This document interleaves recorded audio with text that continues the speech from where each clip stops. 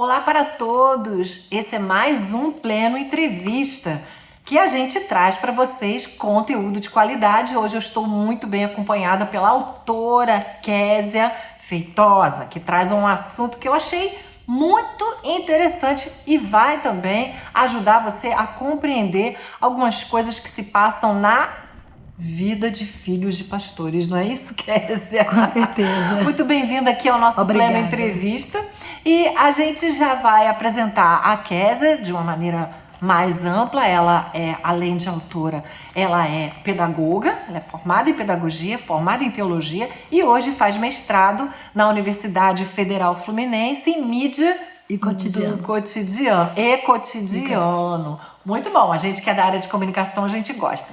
Mas vamos falar do livro, ou melhor, da temática que ela escolheu ao longo de muitos anos, fazendo uma pesquisa que é ser filho de pastor. Eu não vou nem perguntar, porque eu acho que é óbvio, né? É fácil ou é difícil ser filho de pastor? É difícil, né? Depende da perspectiva. Em geral, é difícil. E a gente estava até difícil. falando aqui, antes da gravação, que a Késia já teve uma participação na revista Enfoque Gospel há muitos anos, né? Quando eu trabalhava também na Enfoque, a gente levou esse tema importante, significativo, como capa, foi matéria de capa, e ela já nessa época trabalhava com o tema. Então, para vocês verem como ela tem uma experiência rica, né, e traz pra gente nesse e-book várias abordagens. Mas vamos lá. Ser filho de pastor não tem como escolher. Você está ali, né, dentro de um contexto, uma configuração familiar. E o que você percebeu nessa sua pesquisa que você disse que foi bem longa, onde você coletou percepções de filhos de pastores? Percebi que a casa de pastor é uma casa comum, mas que ela guarda muitas histórias veladas mesmo, porque são difíceis de compartilhar. Às vezes a insegurança de e se compartilhar, qual o impacto que vai causar. É como se a casa do pastor ela tivesse a parte da vida comum, do cotidiano. E os filhos de pastores, eles não pudessem sentir, ver e viver como os outros. Como se eles fossem especiais. Especiais. Mas eles não têm como compartilhar isso, aliviar essa carga de cobrança? Uns com os outros. Inclusive assim que eu me despertei para fazer. Porque eu percebi que nós falávamos uns com os outros. Porque quando você...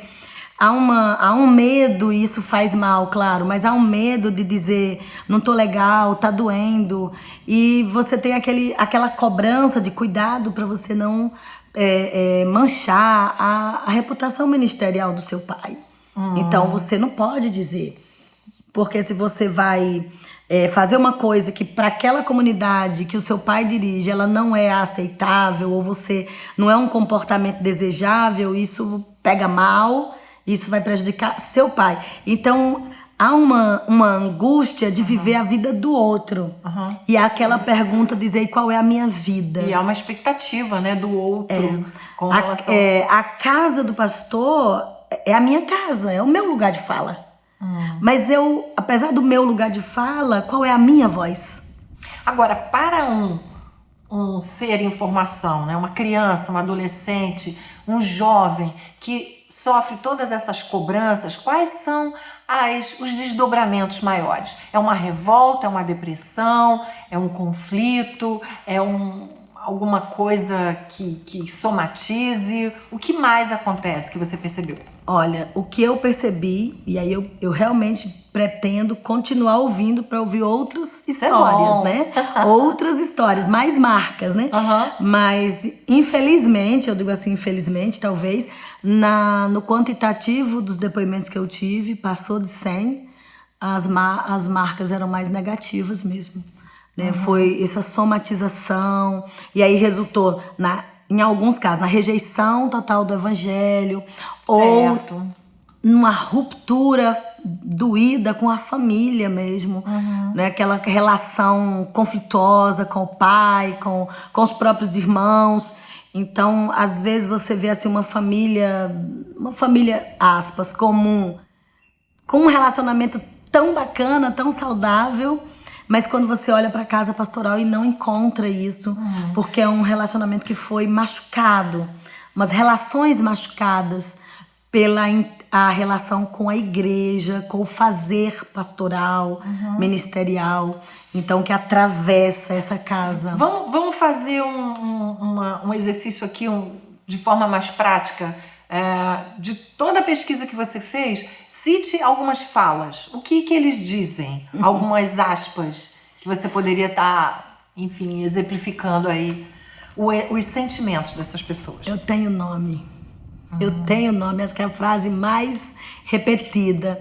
Eu tenho nome, eu não quero ser esposa de pastor, eu não quero ser pastor, eu tenho horror. Eu ouvi essa frase, eu tenho horror da vida da igreja. Eu queria ter uma vida comum. Ou seja, é uma falta de identidade. De identidade, de privacidade. É aquela coisa de assim, eu preciso de espaço para viver, inclusive, minha espiritualidade. Já que eu não tenho uma casa privativa, né, uma vida que é nossa, eu preciso pelo menos do espaço para viver minha espiritualidade. Então há um grito nesse sentido.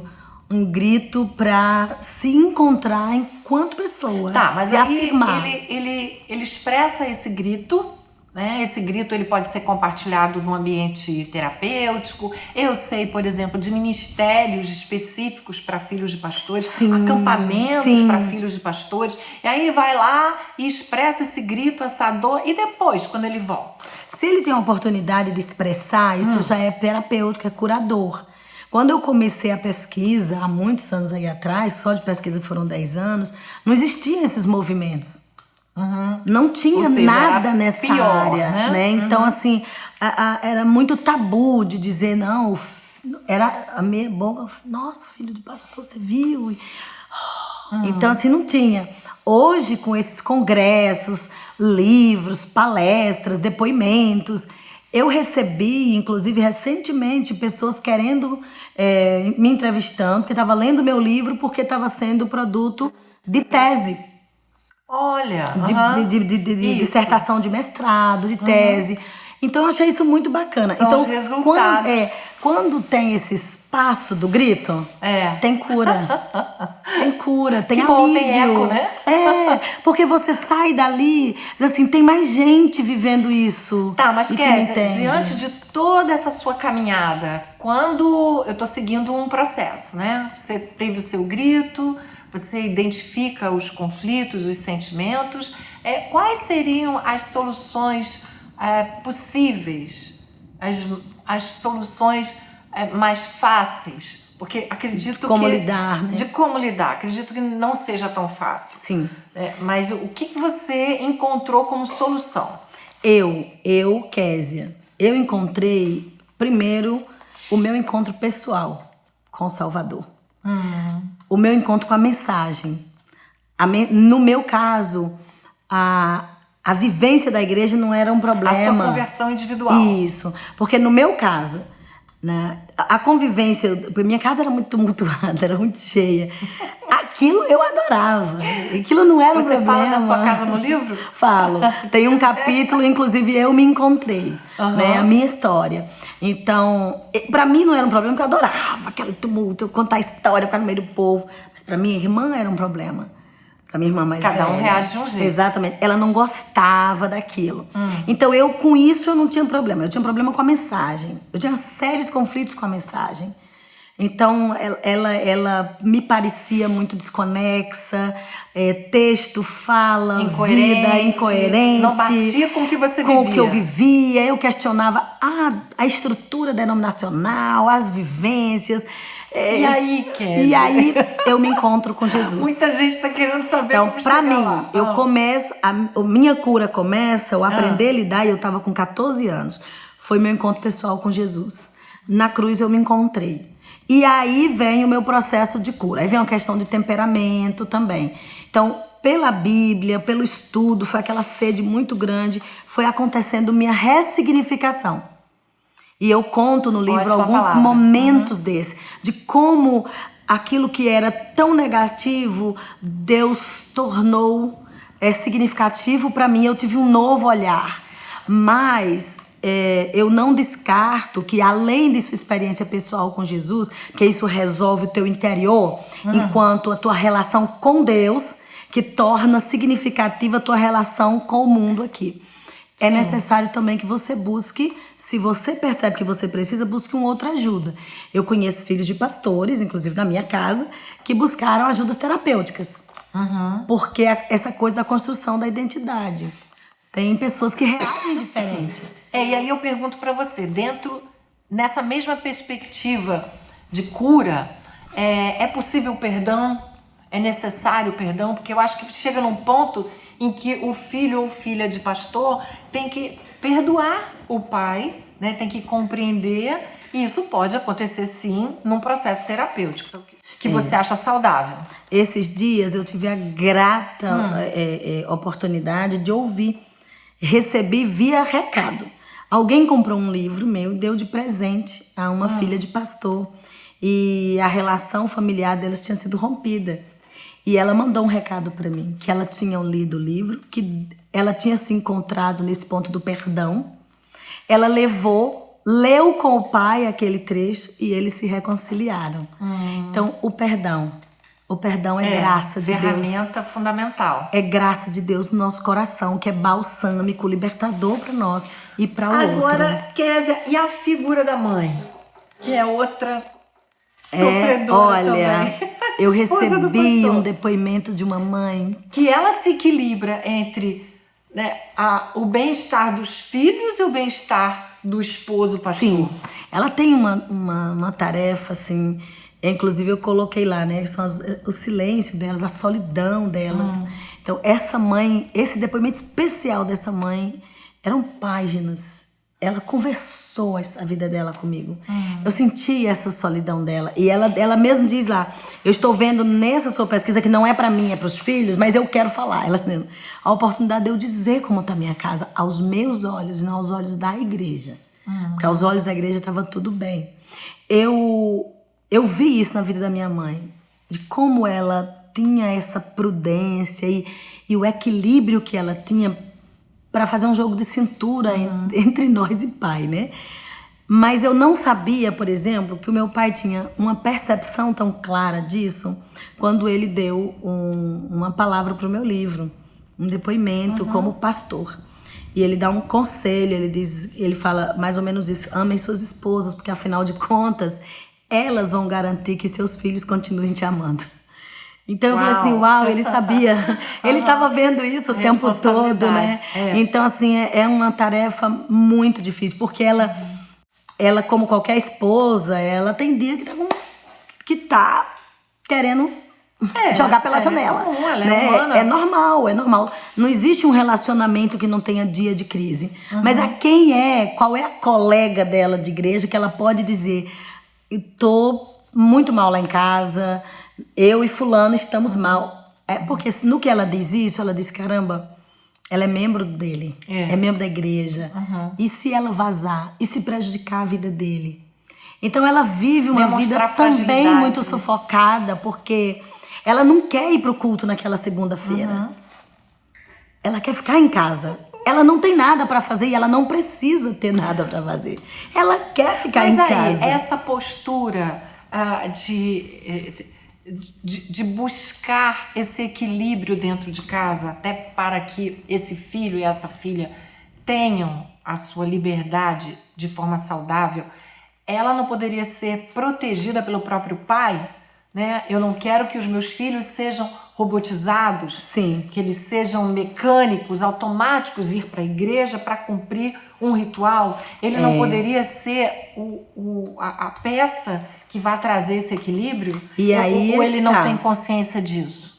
A maioria não, mas eu acho que a formação pastoral, ela agora, e eu falo isso... Está se abrindo... eu falo isso agora de um âmbito teológico, que eu lido com a formação de pastores e missionários.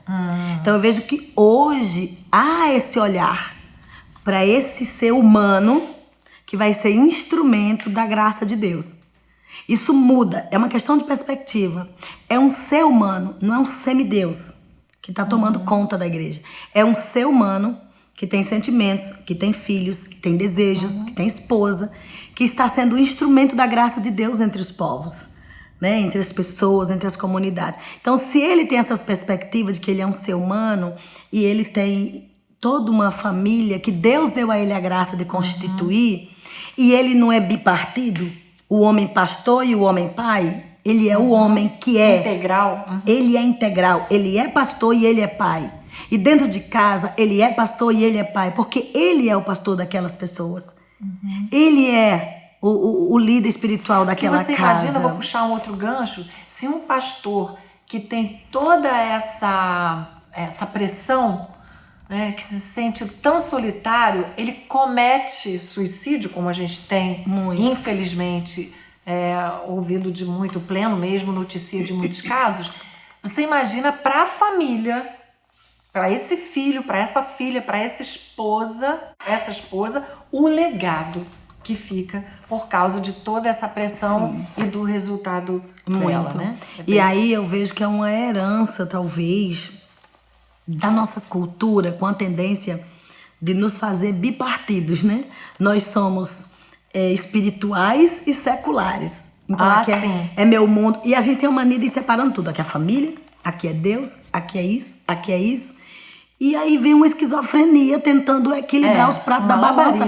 E não precisa equilibrar esses pratos, porque não tem. É isso que eu sou. E outra questão, né? Você é filha de pastor, seu pai era plantador de igreja. Imagina, a cabecinha da Kézia pequenininha. Loucura.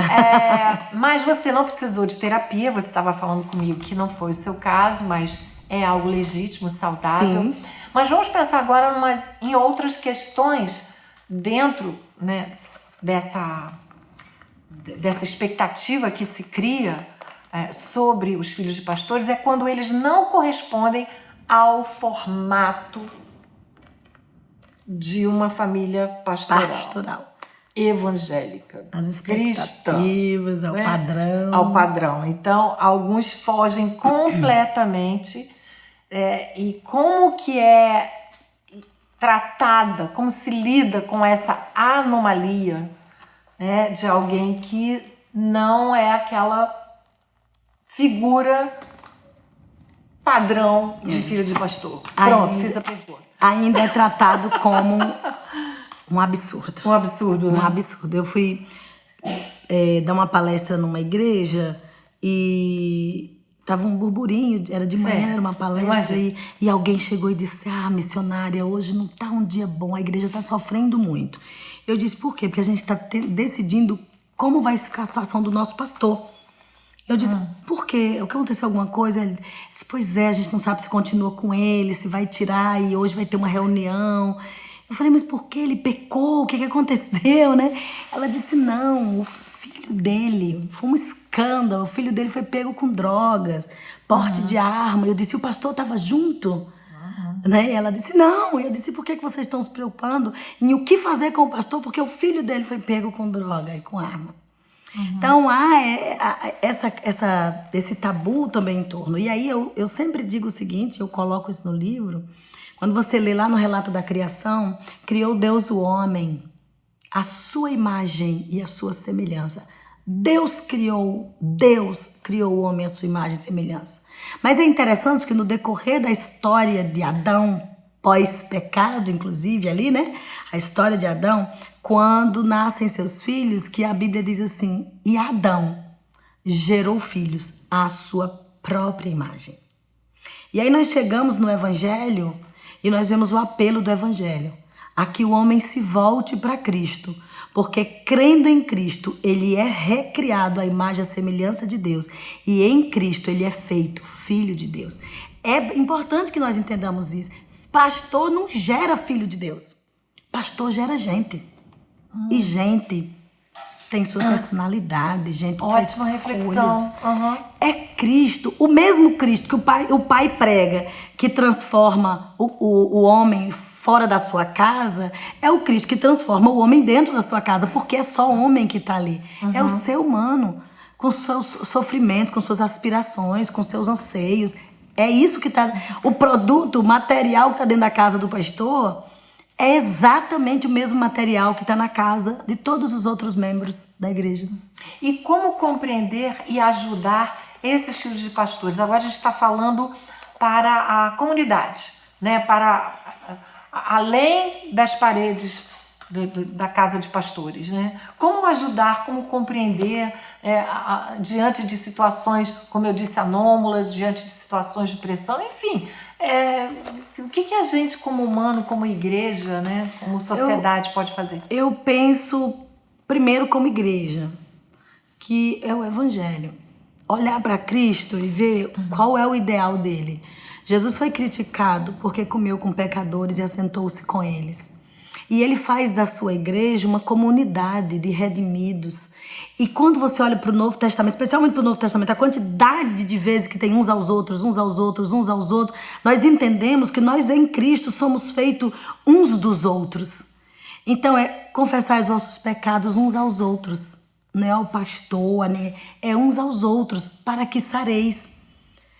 Levai as cargas uns dos outros, orai uns pelos outros.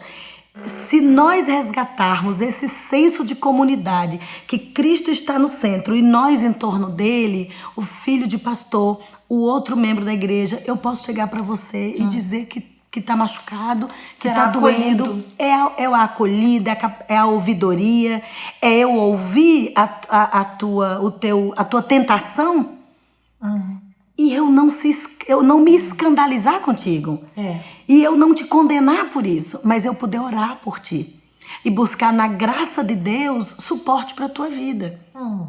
Eu acho que nós precisamos relembrar quem nós somos. Nós somos comunidade de Deus. Em Cristo Jesus, levando uns aos outros. E isso não é a sociedade que vai fazer isso. Porque a sociedade não entende nossa fé. Tem que partir da gente como um dentro de nós. Firme e um exercício diário, né? E agora sobre o seu projeto. Fala do e-book. Fala do livro, né? Que a gente tem aí já para o pessoal acessar. Filhos de Pastor, Marcas de uma História. Então, essa é uma grande bênção, né? Que vai estar chegando aí. O livro, o lançado físico, já foi um grande presente, um impacto. E eu louvo muito a Deus pelos muitos depoimentos. Parabéns pela iniciativa. Então foi muito bom, agradeço a confiança da editora em aceitar o projeto, porque não é um tema vendável, não era, né, um tema de venda. E a editora acreditou e tem sido um sucesso. E agora, chegando nas plataformas digitais, através da MK Books. Então isso o que torna mais acessível. E eu recebo com gratidão, porque de verdade esse é o profundo desejo do meu coração. É que eu sempre quis ser escritora, mas eu tenho muitas coisas guardadas que eu gosto de escrever, mas eu não queria começar sem ser dizendo quem eu sou e quem eu acredito que os filhos de pastores são. De onde é que eu falo? Eu falo com alegria, com cura, com realização desse meu lugar. Da casa que eu não gostava de ter, mas da casa que eu amei. Depois que eu conheci, depois que eu me curei, ressignifiquei. Ou seja, isso é esperança para muita gente. Exatamente. Então agora com essas plataformas digitais, esse material tá espalhado pelo mundo. Perdeu as paredes geográficas, né? E agora tá aí no mundo para qualquer um ler, para qualquer um. Nobre missão. Né? Eu espero que você leia e você pegue frases e você publique, e você diga. E ajude quem precisa. E ajude quem precisa. E vamos fazer essa corrente de ressignificação. Ok, Dona Kézia, muito obrigada. Eu que agradeço. O Pleno se sente satisfeito por cumprir também essa missão de divulgar essas temáticas importantes, fazer vocês saberem dos materiais que a MK Books publica. E a gente está aqui com você aprendendo e crescendo desde lá da Enfoque, né? Que coisa boa. Eu estou muito grata, eu só posso ver a soberania de Deus nisso, porque chegando no Rio, no meu início, eu encontro, né, o apoio, inclusive, da revista, que era a Enfoque, que deu visibilidade à pesquisa. E agora eu estou saindo do Rio da mídia. E eu chego na MK Books, dando visibilidade ao projeto. Isso é muito bom e eu só posso louvar o Deus soberano que guia as nossas histórias e que faz com que elas tenham sentido na nossa vida e seja cura e seja bênção. E é isso que eu desejo para você. Se encontre. Isso. Se encontre no amor de Deus. Recebemos essa bênção. Amém. E vocês que estão assistindo Pleno Entrevista, fiquem ligados, a gente ainda tem outras entrevistas pela frente. Hoje a gente agradece muito, cumprimos também a nossa missão aqui. Muito obrigada, fiquem ligados e valeu! Muito obrigada! Valeu!